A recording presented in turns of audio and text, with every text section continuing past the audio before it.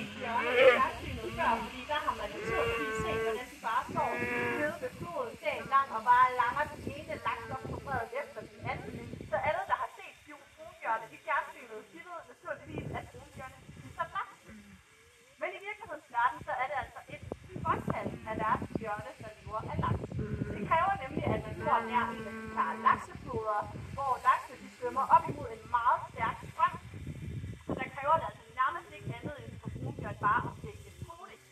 Men alle de bjørne, som så ikke bor nær en af de her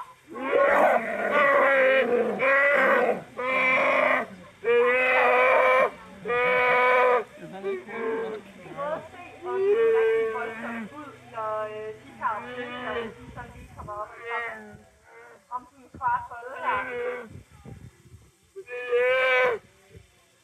Det kan godt være, at det er en lidt anden volumen, der er på, at de bjørne, som ikke lever af laks, de skal leve af noget andet.